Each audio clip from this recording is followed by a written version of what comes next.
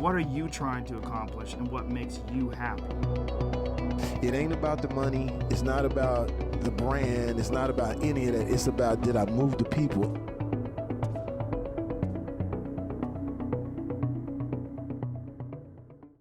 Oh, yeah. Oh, this feels amazing. Oh, yeah. What is going on in here? Oh, I'm whacking away. Rob! Whacking my hairs away with the Weed Whacker trimmer from Manscaped. Did you know this baby has skin-safe technology to reduce painful tugs and snags? And it's waterproof. Now, if you don't mind, Camille, a little privacy.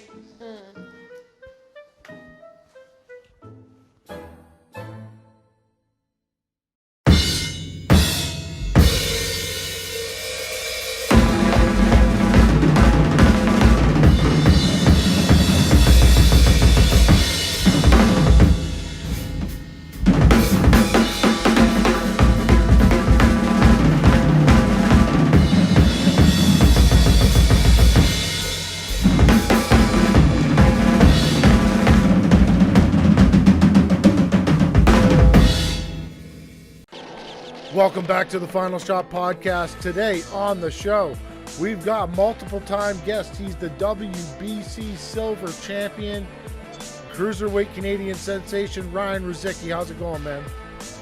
Good, man. Thanks for having me on. Hey, I always like having you on because we talked about other shit other than boxing usually, but we got some fun boxing stuff to talk about tonight. You kind of went out of character over the last little while and hit social media and started causing shit. I did. I had to, the too many guys were turning down fights, and I'm like, okay, like Dylan Carmen said in your last podcast, closed mouth don't eat. That was the best shit I ever heard. So. It's very true. If you, especially right now in the times that we're living in, it's hard for guys to get fights. And I messaged you. I said, "Hey, man, you're one of the lucky ones that is going to be able to get in there and get it done." But you went through a long list of people that you tried to get fights with, and they all said no. A lot of guys, man. There was a lot of guys in Canada that my promoters were trying to get me in the ring with, and they weren't having it. Jan Pellerin was the funniest one to me. Yeah, you know what? That guy, like, at first I was like, oh, you little bitch. Like, I was like pissed off that he wouldn't take the fight. And then I seen a post on Facebook somebody put up, like, I don't know who it was, but some girl put up a post like, this guy's calling out Canadian fighters, and somebody tagged him in it. Yeah. And they were like, well, what? Like, why don't you fight him? Blah, blah, blah, whatever. And he's just like laughing about it. He's like, no way. Like, at least he straight up said it. You know what I mean? There's no beating around the bush or nothing. He was just like, yeah, I'm not fighting you. Yeah. Like, fun. You got to give him credit. He's 41 years old. He's had a lot of MMA fights. He's 10-0-1 in boxing. And he kind of said he's just getting in there to have fun. But then when I seen his opponent that he's going to fight on his own show when he's 1-4, I was like, okay, well, what are we doing here? Yeah, boxing's not what it used to be. It's really not. Sad to say, but. So you've got a very interesting opponent, though. Yeah, honestly, I don't think there's a tougher match in Canada for me right now. No way. I asked you what you thought of him, and I didn't message you back for a reason because I haven't watched any of his fights, and I didn't want to speak out of turn. But he's very good. I did end up watching some of his fights. He's very, very good. Very good, very good. He had. I don't know exactly for sure, but I'm being told he had over 300 amateur fights, and he had over 50 international fights. So compared to my 21 amateur fights and 0 international fights, that's pretty massive difference. When we run your amateur fights, they don't reflect what you're doing now in professional boxing. I believe your amateur record was 10-11 at a weight class that you shouldn't have been fighting in. No, that's right. I fought super heavyweight at 21 fights, I think 16 of them. Yeah, that's ridiculous. Yeah, and I was literally like, to make the weight, I would chug 4 liters of water, and sometimes I'd even hook up ankle weights under my pants. Like, I'd wear like baggy sweatpants, put like ankle weights on, so it would get me up to like 210. You weren't a grown adult either at that time. I'm guessing 15, 16, 17 years old. Yeah, around there. I think I had when I fought like Keen and Sir Max and them guys. Who else I fight? Dawson Gibson, Chris Bernier, all the Aaron Huggins, all the big name cruiserweight or super heavyweights in Canada. I fought them all, man, and I was like, not 18, 19. When you post some of those videos too, I cringe looking at them because at one point you put your hands down and were taking bombs and Yeah, and laughing, Dan Cermax. laughing. Yeah, laughing my head off. I used to get like hysterical in there in my fights. Like guys would be swinging, and I don't know why. I just like I'd find it funny. Well, for longevity and when you're 60 years old, let's maybe not do that anymore. No, listen, I learned my lesson. Like I didn't do it in a fight I had like against Katag, the Russian dude. Yeah. Like I didn't let him hit me, but he hit me with shots. And then months after the fights, I can't even look at a TV and like without getting a headache. I'm like, you know what? It's time to change my game a little bit. Yeah. You know, everybody can say it, and everybody can be like, you know, you can't take those shots. You're gonna end up drooling and shit when you're 50. And I'm like, yeah, whatever. But until it actually starts, I start feeling the effects. I'm like, yeah, time to work on the defense. Slip and rip, baby. So, what is this guy's name? Because I don't know how to pronounce it. Do you know how to pronounce it? Salar Galami, I think. I don't know. Something like that. I'll probably just butchered it. I don't want to butcher it and do the guy injustice because it's a really good fight. It's a really good fight, man. A lot of people don't know how good of a fight this is because they're looking at his 4-0 pro record and some soft opposition, and like they're like, "Oh, Ryan's gonna run through him," and it's like, no, this is gonna be my trickiest fight. It's gonna be very tricky, and it might take you past the third or fourth round. I expect it to, man. Honestly, I expect it to go late. So we'll see. We'll see what happens. See if Bruiser comes out in the second or the third. See, that's the thing. It's different in there with me. It is. You hit very hard. Like I told you, I've watched all of your fights that I can find on YouTube, or if they're on a website, I've found them. And I usually like to slow-mo down the shots that finish the fight. Yeah. And you have a really you turn your punches over very well, and you throw everything into it, and it's hard, but I was talking to you, there's something different. We don't know what it is yet because we need to find out a few things. We don't know what it is. No, and you could ask like my coach Stevie. He worked with a lot of big punchers like Carmen and like heavyweights. You know, we're talking 250 plus pound guys that he's held mitts for and had the body protector thing you hit like that and stuff. And the first time we trained together, this is before he even like we started getting into turning my legs into my shots and stuff. I was just still pretty green when I first started going to him. And I remember, like he said, like your power is, it's different. Like it's weird from my size and my frame and stuff. It's almost like sickening. Like it makes you nauseous when it lands anywhere, kind of thing. I don't know. I never been hit by me, so I couldn't tell you. But we were talking. I think it's a bone density thing. It could be, man, because I destroyed my lower leg when I was around 20, I guess. I shattered my tibia, and my ankle, so I had to get it all reconstructed. And and I remember the surgeon saying afterwards they had a hell of a time, like drilling through my bones to put, because they had to drill holes through the tibia, I think it's called, to like get the fibula, because they had to take whatever was left of my fibula, they replaced it with like a rod. And then they had to drill that onto my tibia, and I guess they had a hell of a time getting through the bone. Yeah, for folks that don't know, punching power is it's not something that you can actually manufacture in a gym. I think it's a given gift, and there's certain things that go into it, the way that you can turn your hips and put your shoulders and everything into a punch. And then there's also your body makeup with the size of your tendons, your bone density, obviously the size of whatever you're throwing too, right? Like, yeah, there's 135 pounders out there that hit like heavyweights.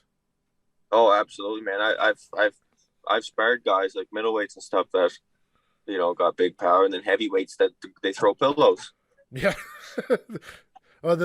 There's a lot of different kinds of knockout power. There's the guys that throw snappy punches, Yeah, and then there's the clubbers where they hit you and it when you get hit in the head, you can feel it in your toes.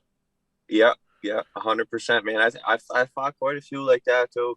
Like I would explain like when people I get that asked a lot too, like different types of punching power stuff, and especially where I fought some big name punchers, like Keen for example. Like when he hits you, a big man's hitting you. Yeah. It's heavy, but I don't know. It's like I don't feel like I'm not scared to get knocked out. Like I feel like if he hit me with with his best shot, it's just gonna push me back. Like maybe send me off my feet, but it's not gonna shut the lights off. But when a guy like Carmen hits you, it's more explosive, like bang, and then you just wake up on the floor.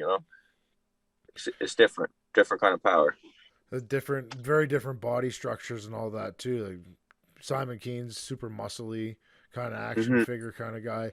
Carmen's very long and lanky.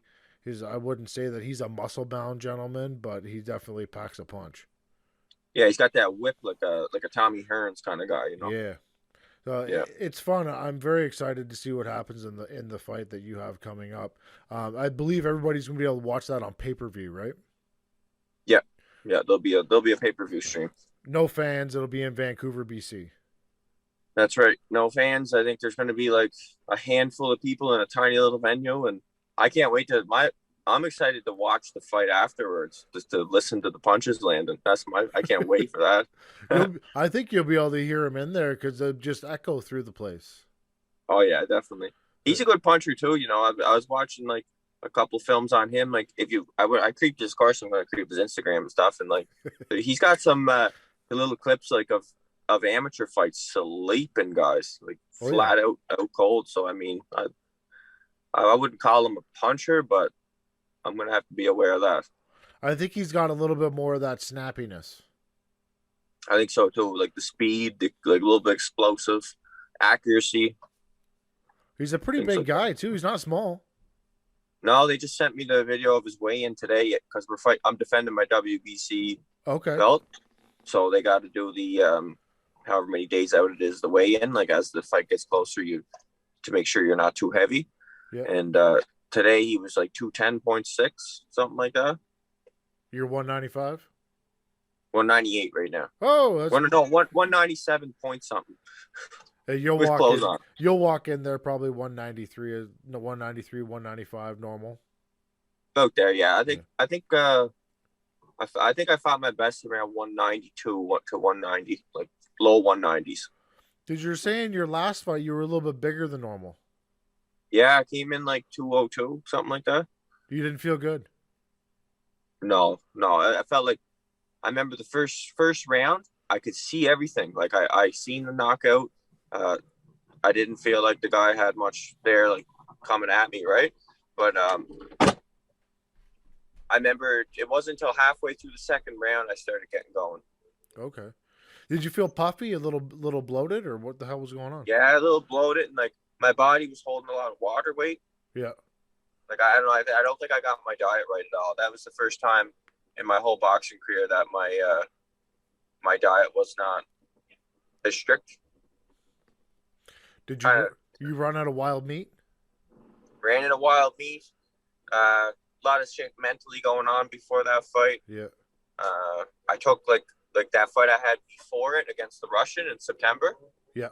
I took some I took some heat obviously, and I was concussed and stuff. So I don't think I was in a very good mental state leading into that fight.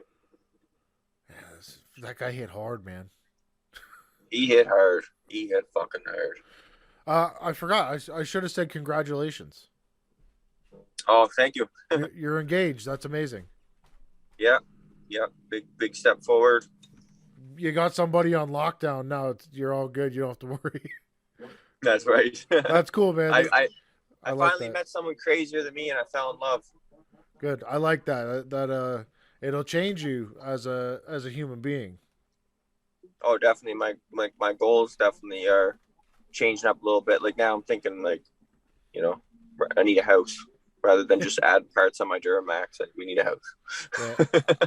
I've been with my wife now for 14 years, and Wow. it changes a lot. And there's a lot of struggles and complications that come with signing a piece of paper that the government needs. But in the long run, it'll be the best thing that ever happens to you. Oh, I agree. I believe that. Back to the fight. Sorry, I should have said that right off the top of the show. I apologize. No, that's good.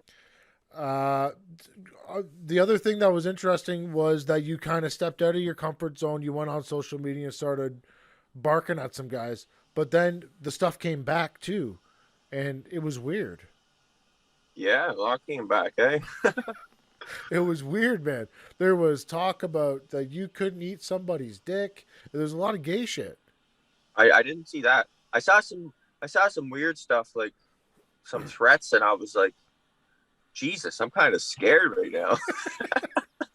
I was like people in Cape Breton, like, you know, we say things like, you know, I'll fucking knock you out, buddy, or whatever, right? Like just your typical threat. Yeah. But like these guys were like, I don't know. I read something. It was like, you're gonna get your tattoos skinned off, and like just crazy stuff. I'm like, what?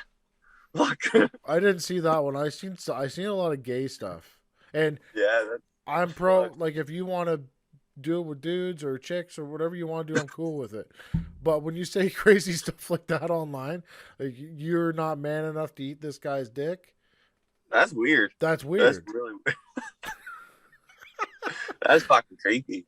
It's creepy, but they're also foreigners too, so I don't know if the translation to English is like they're writing in English, but I don't know if they actually understand what the fuck they're saying.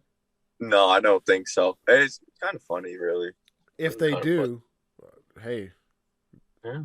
I give you credit for throwing it out there and trying. Yeah, good attempt, buddy. But none of the social media stuff bugs you. You're a fairly stoic guy. You don't really give a shit.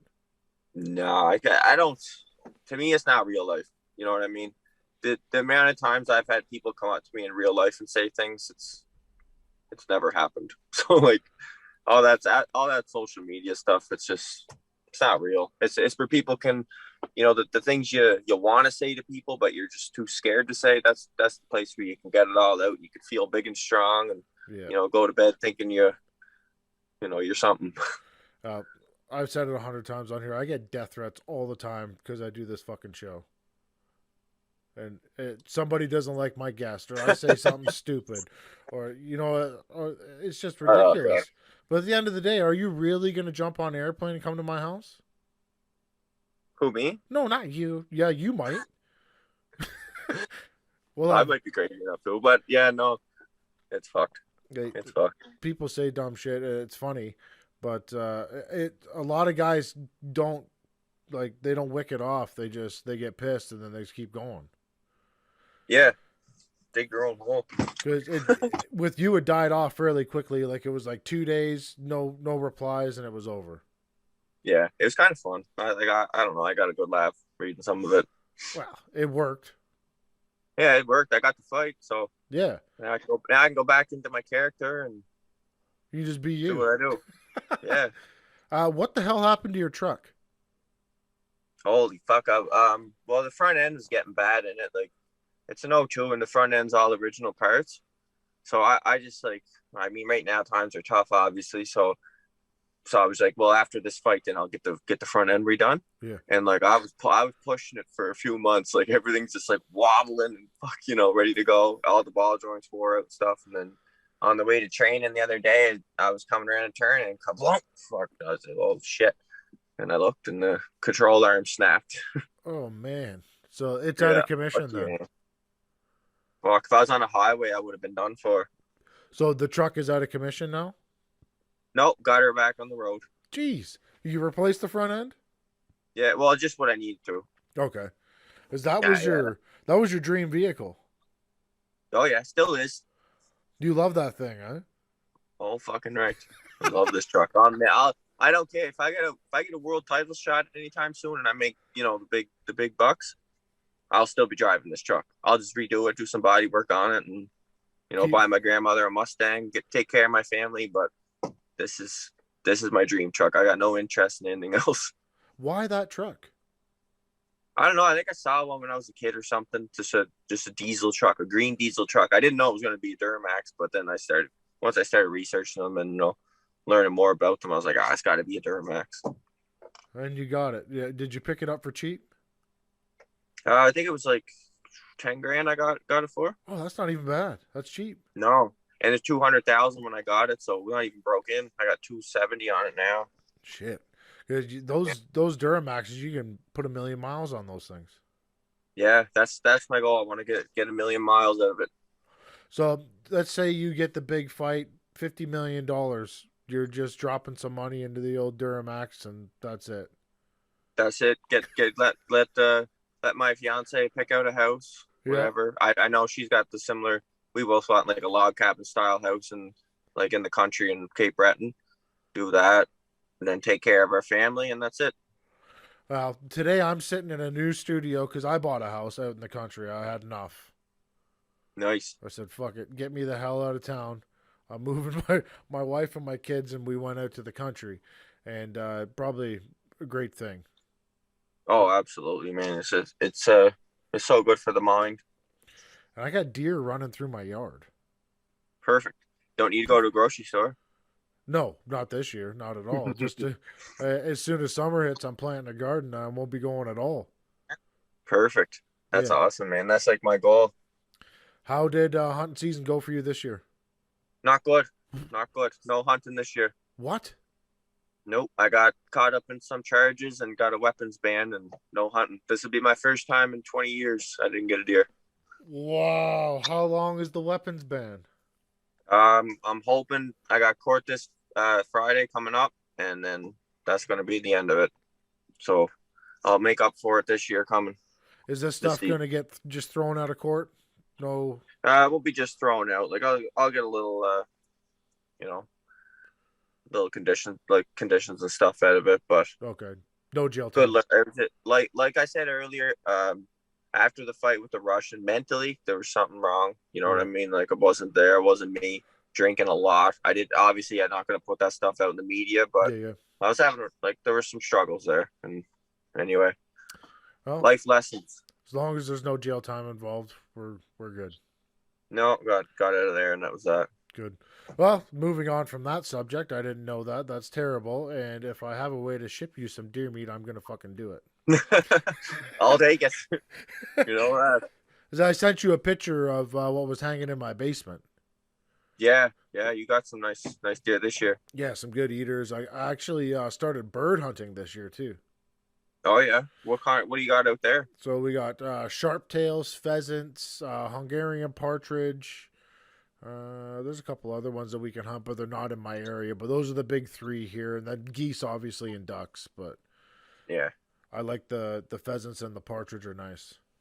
Yeah, we got them too. That's what you want. Can you pick up a bow then? You ever tried bow? A bow? Hunting? Yeah, bow hunting. I've never bow hunted. No, but I don't think I can right now. Oh, all right. Fuck it. But soon enough, we'll be back at her. Obviously, the fight's going to be in Vancouver, BC. So when do you plan on heading to Vancouver? Is it going to be a week out kind of thing? Yeah. So like I said, this March 12th, this month, next week, I fly to Hamilton. Yeah.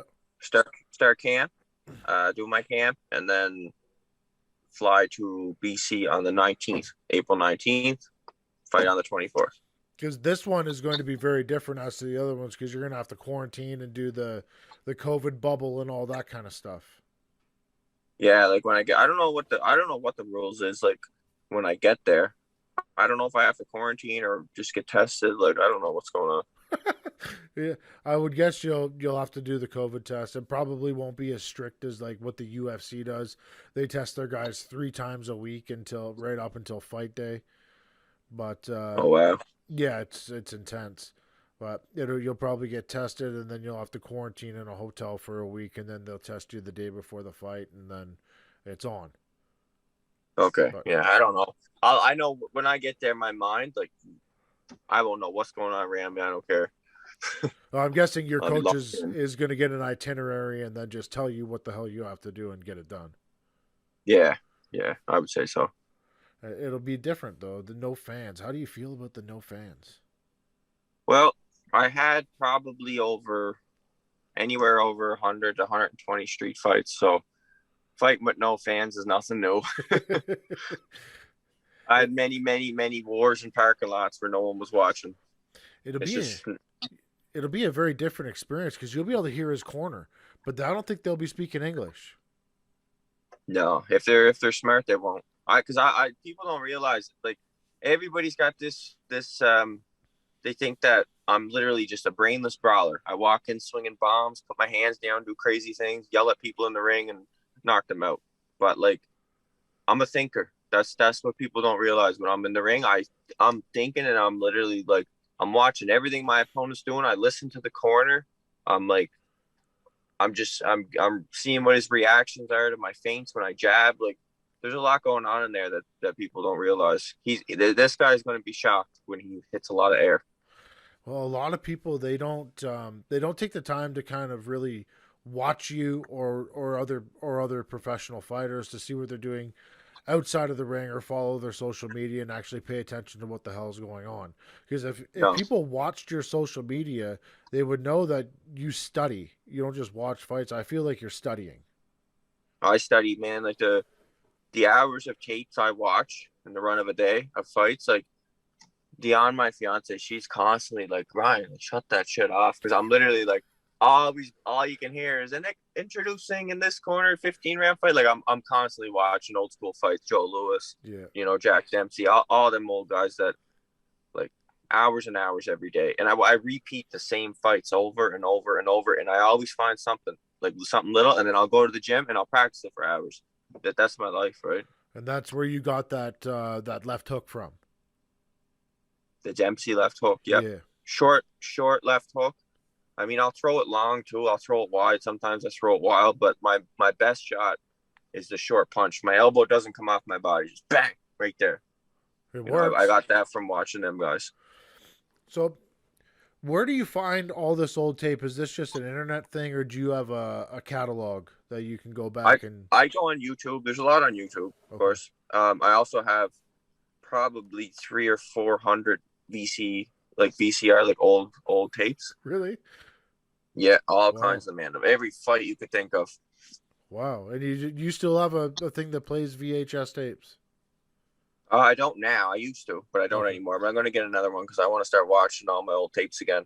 Because I got so many lost tapes of fighters that like you can't find on the internet. I'd love to see you get the thing that could convert it into digital. Yeah, that would be cool. That'd I be never cool. thought of that. Because then you could save it on like an external drive and then just plug it into your computer whenever the hell you want. Oh yeah, I got so many old like Canadian fighters, like Yvonne Durrell fights and stuff that you cannot find anywhere. That's amazing. Yeah, You might have There's the a lot best of fight history. library in Canada. It's possible, honestly. I'll send you a picture of everything I got. I'll show you. That'd be cool. I'd like to see that. It's pretty cool. So, how's it feel to be getting back in a COVID time, and you're one of the lucky guys just to get in there and do it? Yeah, it's I'm lucky. That's all I can say, right? Like I've been trying to get a fight now for a while and like literally harassing my promoters, like, guys, you got to get me in the ring. I just keep saying like lions got to eat. You can't just stick them in a cage and not feed them. Like I'm going fucking crazy. Sometimes when it comes to wanting to get something, you just got to open your mouth, and you did it the right way. You got it done, and you're getting back in there. I got some fan questions. Oh yeah, for sure. This one's from Alex Mayer. How many rounds could Tanner go with you before he surrendered like the French did? I don't think Tanner would surrender. I appreciate that. I give myself 2 rounds. That one I won't ask. Would love to see my guy go to heavyweight. He would be the dark horse for sure. That's from Justin McKenzie. Okay, yeah, Is that something you'd be interested in? definitely. I'll like at the end of the day, I'm gonna fight anyone. You know what I mean? Any weight, it doesn't matter. The offer comes, I'll take it. I'd like to see you go to 175 before heavyweight. That's possible too. I never cut weight, so I don't know. Like, Yeah. I don't know how I would be there, but I mean, I'm walking around smaller than light heavyweights. Yeah, I A lot think of you them. could probably diet down to 180, 185, something like that, and have a fairly easy cut. Like during the summer, I got hired as a sparring partner for Eliter Alvarez Yeah. over at Mark Ramsey's gym, and he's a light heavyweight. He fights 175, and like I was in the ring with this guy, and I'm like, shit, this guy's bigger than me. Like, he's a weight class below me, and he's bigger than me, right? Yeah. I'm like, this is crazy. It's crazy to think the amount of weight that some guys do cut. I was listening to a podcast the other day, and there's some MMA guys that walk around at 210, 200 pounds that go down to 155. That's madness, man. And then you wonder why you're seeing them get like slept. I think my chin. There's a reason. There's a reason my chin is so good. It's because like I'm always hydrated. I don't mess with that. I would prefer to see fighters not cut weight, just fight at their natural weight class, because I think we would see some very different champions than what's out there right now. Absolutely. Because there's guys that are 5'10" that walk around at 210. Yeah. Yeah. So Definitely. it'd be fun to see. Next question: for how long do you plan to stay active for? That's from Ronan. I could see me fighting. This is an interesting one. Now my promoters and like most people around me saying with my style, I'm not gonna last long because I take damage. I'm in exciting firefights, and whatever. And everybody knows about the scar tissue. Yeah. So like, you would think I'm not gonna last that long, 5 years. But in my mind, the way I see it is, if you look at our generations, they get softer and they get softer and they get softer. And I might be one of the last ones in my generation. Like, I might be the last hard motherfucker that's like 26 years old. So me at 40 versus all these Pop-Tarts coming up, you know what I mean? It's different. I also think you're intelligent, and I think your ability to evolve is there too. That's another thing. That's what my coach talks about a lot. He's like, people don't realize is how far my defense is coming. Like a guy like Eliter Alvarez, I'm not trying to hype myself up or nothing, but he had a hard time landing anything on me, and that says a lot. You know what I mean? That says a lot just from my last fight last February till midsummer. Like the improvements that were made just in that short time. It's I guess we'll see. We'll see when this fight comes. See how it's working. I see the head going now. I'm working a lot on it. A lot of jack down rolls. Hands are up, head's moving. I like what I'm seeing when you're hitting the bag and stuff like that. It looks a heck of a lot better than you at 16 years old. Yeah, or my shell. Like I got in that habit of just standing in front of guys with the shell. Yeah, taking some heat, right? Like I'm thinking I'm good. I'm good and I'm covered up, but they're blasting through it. Next question is from Bob _237. If you could instantly improve your cardio, power, or speed, which would you choose? Cardio. Definitely. I feel like you got good cardio. I got great cardio, but it comes with a massive amount of hard work.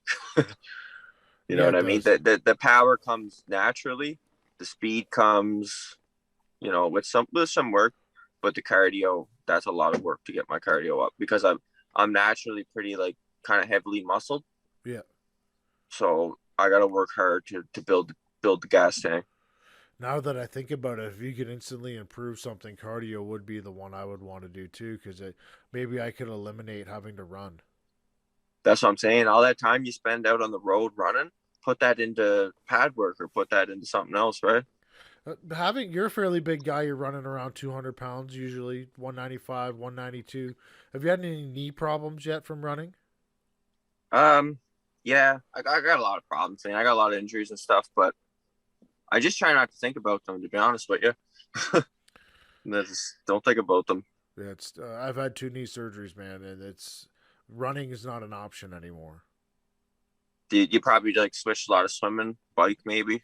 Swimming, bike. I like those elliptical trainers for some reason. I don't know why, because you can increase the tension on them. And you can really get going. Okay. I find that those treadmills that do the swoop down, whatever the hell they're called, they're a curved treadmill. They're a Yeah, you lot get going on it. Yeah. they're a lot easier on your knees. But the one thing I found was pavement running just is not an option anymore. Damn, eh? That's all I do. And I'm old. Well, time. You can't beat time. You'll be here one day and you'll be like, I ain't running on that shit no more. I'm gonna run on the grass. Man, I tried to run the other day. The other day, I ran Waikagama Mountain in Cape Breton. So if you're a Cape Bretoner listening, everybody knows what Waikagama Mountain is. It's a steep mountain, and I don't know how many kilometers it was, but it was my off day. Like it was on a Sunday, so I'm like, I'm just gonna go take the dog out snowshoeing today, just kind of like something chill, soft on the body. And with the snowshoes on, I decided, like, I'm looking at the top of the mountain, and when I'm training for a fight, to me everything's a fight. Like everything I do, you get that fight mindset. You know what I mean? Like just eating supper. It's like I gotta eat it fast. Like everything's just fucking. So, anyways, I'm looking at the top of the mountain. I'm like, "There's my win. I got to get to the top, and I got to get to the top now." And I just started running. My poor dog, man. Like halfway up the mountain, I look back, and the dog's just like drool coming at her mouth, and she's like, "No, no." I'm like, "Come on, we gotta go. We gotta get to the top." And anyways, I got to the top, and then and it was like my little mental victory. And then I'm like, I might as well run back down, and I'm coming back down the mountain full steam with snowshoes on, and the freaking snowshoe gets hooked in the snow, and like, I wish there was a video of that wipeout. That was a serious one. That would have went viral. Me going down like just snowshoes flying. The dog got hooked in the tumble. It was bad. I'm feeling it. Like this was last Sunday. I'm still feeling it. Really? You hurt yourself? Oh yeah. Yeah. That's hilarious. Yeah, I've been doing physio. Really? Yeah. So you ran up this mountain in snowshoes? In snowshoes, yeah. What are you, nuts? Yeah. Jesus Christ. I could just imagine. I could envision 17 ways of getting hurt running with snowshoes on right now. And then coming down, it's like, oh man, it's different. Like mentally, I'm a little different. You should have ran up there with some skis. Yeah, true, eh? Maybe next time. Or pulled up a sled so you could ride back down. Yeah, but guarantee my dog would be sitting on it. Fuck you, buddy. I'm not running up this shit again. What kind of dog is it? She's a half lab, half Tosa. That thing should have been good to go. No, she's been eating. She's been wintering. That's what happened. Real sick right now. She wasn't ready for that. Probably not. She's probably dying and sore the next day. Oh, she was. She was in bed all day. So when you take off to Hamilton, do you live on your own now? Like you have your own apartment? Is that what happens? Well, right now I'm on like I don't want to get into it too much with don't talk about condition stuff, right? But yeah. me and my girlfriend, my fiance, she's got a little apartment there, and then we chill there. And when I go to camp, like sometimes I'll stay with my promoter. Okay. I think another couple camps I stayed with my coach. Yeah. And then I think this time my promoter's got a little spot for me, one of his buddy's basement or something. I'll stay there. It's not too far from the gym. And then he'll lend me a rig to I gotta put this light back on. Oh, I thought he'll lend me a rig to use to get back and forth from the gym. So do you feel that it's an added bonus to you to be able to leave home to go do your camp? I have to. Okay. Like I'm here, and I could spar with the amateur guys and stuff here, but nobody's pushing me. I'm constantly holding back. Like I need to go and get to work in with my coach, because he's in the process of developing my style, developing my defense. We're making big moves in the gym, and then I got guys like Carmen and Frankie Rill and all these guys to beat me up and inspire and get me ready. I've had a lot of questions about where you fight and why that you only strictly fight with 3 Lions. And I answered, obviously, you're under contract. But I'm under contract, but not only that, but these guys, we're a lot alike in many ways. Like, and we're more than just like fighter promoter. Like, we actually hang out, we're buddies, stuff like that. You know, it's there's a good relationship there, and I trust them. That's the key, right? Is trust. because after all the hoopla that went on the internet, there's a lot of Quebec people that wanted you to go over and fight for Eye of the Tiger. Yeah, definitely. Which There was. that'd be fun. Oh yeah, but I think I don't know. I feel good about this. Like, you know, signed with them. That Three Lions does fantastic work. They do good promotion stuff. They put on great shows. They have great boxers signed to their promotion. I shit the bed on getting one of them on here because he called me at 5:00 in the morning. I didn't answer it. No, yeah, no, they got a good like stable of fighters now, especially a lot of knockout artists. You know what I mean? Yeah. Like Antonio's on in there, me, Jesse Wilcox. Like, there's some big punchers, and they're obviously a nice highlight reel knockouts on Three Lions cards. And the shows that were here in Cape Breton, man, they were like, I know, Jeremiah, the announcer guy, little guy. He said that like the show that was here in Cape Breton was it was up there with like the Eddie Hearn shows and things like that, and the atmosphere was big, like more intense than anything he's ever seen. Wow. Yeah. That's a big compliment. Oh, But for sure. any Three Lion show I've watched, I've enjoyed the whole production. Has been fantastic. Yeah. I wish I could see more of it, but like at that time my head's somewhere else, right? Well, yeah, I could only imagine. Yeah. So this fight, do you know where the people will be able to watch it? Like, we know it's pay-per-view, but it's going to be internet pay-per-view kind of thing. Are they going to have a streaming service? Do you know what's happening? I don't know yet, but when I do know, I'm gonna share it all over my social media and just let everybody know how you're gonna get it. Yeah, make sure we all know if it's going to be on Fight TV or whatever the hell they got going on. So we can blast it out. I'm guessing it's not going to be a $69.99 Canelo pay-per-view, but No, it won't be done like that. anything you're going to throw at it's going to be well worth the money just for the main event. Definitely, it's gonna be a lot of violence. There's another fun fight on there. Josh Wagner's training partner is going to be fighting a gentleman named Stuart Twarsick. And I apologize to Josh's training partner because I don't remember his name. You probably know him, though. Oh, Jake. Yeah, Jake. That's it. Jake, yeah. I don't know much about him. I know Stuart. Stuart's a tough guy, so I'm betting that's going to be a tough fight. Yeah, Jake is a big puncher, too, and he's a tough dude. That's a good match, man. That's what I like about the Three Lions cards. You see, like, 50-50 fights all the time. Like, every fight is 50-50. 100%. You know? So that's a fun fight. I've sparred with Stuart. Stuart's very good. Oh, good. That'd be an interesting one then. Very, very, very good amateur boxer. He turned pro. He tried to turn pro for a really long time. Nobody wanted to fight him because he's good. That's too bad, eh?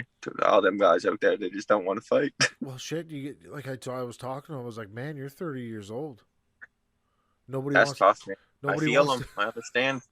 Nobody wants to fight you because it's tough. It's tough to make a pro debut as a Canadian without a promoter, and then you got to go and try to fight another Canadian that's maybe 2-0 or 3-0 or 1-1, and maybe signed to a promotion, and that promotion wants to enhance their guy, and they're not going to give him you. I know exactly the feeling, man. Like when you said it earlier, my amateur record was like 11-10 or 10-11, whatever it was. I don't even remember. But when I turned professional, there was no promoter interested in me. Really? You know what I mean? I could show you messages. I've messaging every promoter out there. Can you sign me? Can you sign me? I need fights. I want fights. You know, I'm poor and I'm fighting in the streets of Cape Breton trying to make a living here. Like, can you sign me? I'm a big puncher. Like that's, you know, when I was a kid, I was 21. No one wanted nothing to do with me. So I started getting on. Luckily enough for me, I have a buddy from New Brunswick, Brandon Brewer, also signed with Three, right? And he was putting on fight cards, and he's like, "Hey, Ryan, I'm going to get you your pro debut on one of my fight cards. Like, I know you can hit hard and stuff. You'll be entertaining for them." And they threw me in there with a 260-some pound heavyweight. And ended up being a war, and I got the knockout. Yeah. And then the next fight, he had another fight card, and he got me on it again. And then there was another fight card in Nova Scotia, and I just I kept knocking people out. And then I went as an opponent for a fighter. I shared it on my Facebook the other day. Shane Upshaw, I fought him, and Shane Upshaw, if you look into him, he had a crazy amateur background, and he knocked out John Michael Poulin from Quebec. He was the national champion, and he was a big name in Quebec coming up.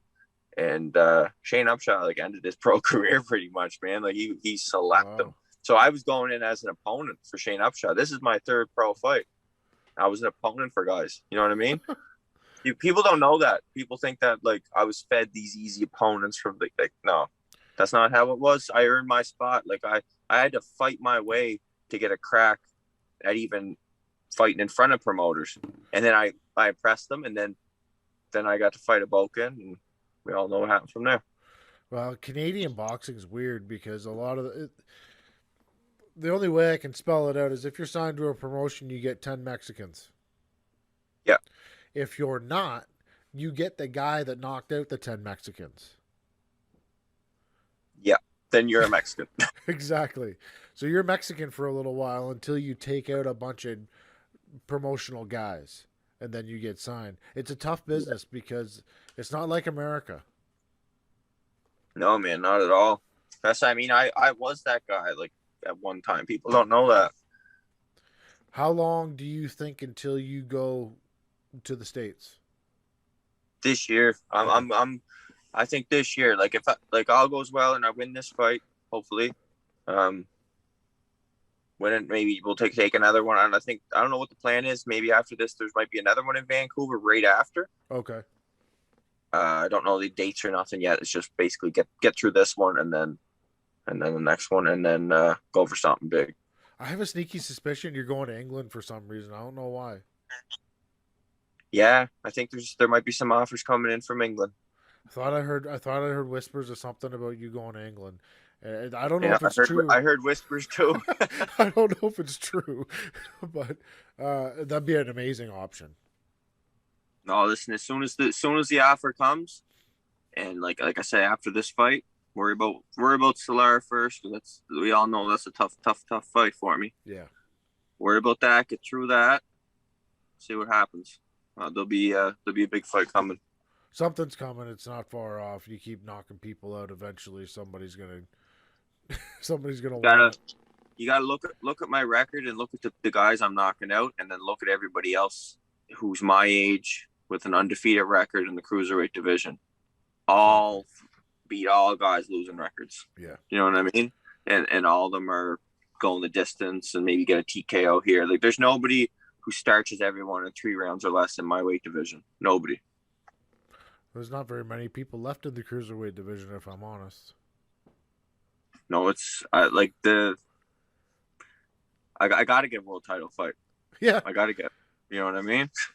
Well, the unified champion's gone up to heavyweight now. So Usyk? Yeah, Usyk's gone. Yeah. So I believe he's fighting for an interim belt against I can't remember the guy's name. Doesn't matter, it's an interim belt. But yeah. The real titles will be fought for Tyson Fury versus AJ here pretty quick. That's the real heavyweight belt. Yeah. You know, I said it many times before. I always shared on my stories and stuff. I don't believe in all that stuff. Even my belt, man, I'm not trying to trash my belt or nothing, but the Canadian title means more to me than anything else, because I beat the guy who beat the guy. You know what I mean? So it's I know I'm the best cruiserweight in Canada. Yeah. I'm the legitimate cruiserweight Canadian champ. As far as the worlds go and all that kind of stuff, unless you beat everybody, you beat all the top guys in the world, then you call yourself a champ. It's got nothing to do about a shiny hardware you put around your waist. For the blue collar fan, they don't understand what international titles are, silver titles, or gold, global, platinum belts. I don't even understand. All they are is just stepping stones to get you into the top 15, top 20, top 5, number 1 contender, and then you get that world title shot. That's all. But they're fun for fans. Oh yeah. Well, the one that matters, that won that world title. Which is the one? Is it the WBC belt in your eyes? That's the big one. The green one, yeah. The green belt. I'm partial. That's the one. Tyson, like you see Tyson and them guys, they got that on. That's the one, you know. I'm partial to that Ring Magazine belt for some reason. I like that one. The Ring Magazine belt. Well, I don't know what that one is. So that's, do you remember like Rocky 2, Rocky 1, Apollo Creed versus that they got the American flag on the belt with the little. Oh yeah. That's the Ring Magazine title. That one. Yeah, I know. That's cool. Yeah, that would be a cool one. I like that one for some reason. I don't know why. But I've had you in your truck for long enough today. I think I can get you the hell out of here. Yeah. No worries, man. I enjoy the podcast. It's awesome. Do you have anything else you want to say? A message to your opponent or anybody that hated on you on the internet or anything like that? I hate them all. Like if you hate me, I hate you too. You know what I mean? Like, so I don't give a fuck. Date of the fight is what? April 17th?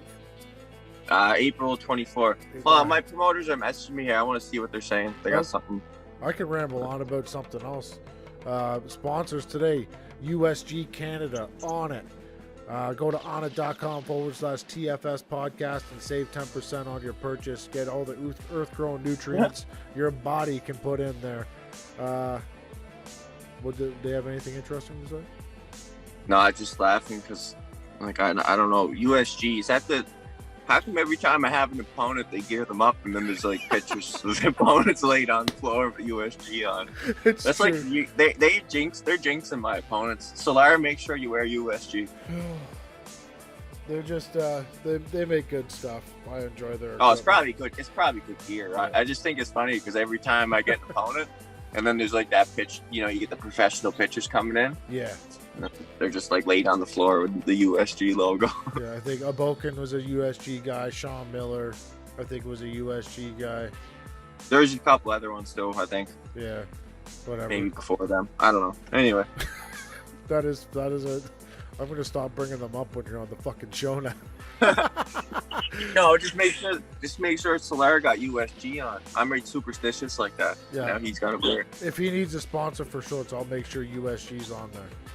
Yeah, full gear logo across the belt. So right. On the bottom of his shoes. Put it on the bottom of his shoes. That's perfect advertising space when people go against you. Definitely. All right, let's get the fuck out of here, guys. That's the final shot.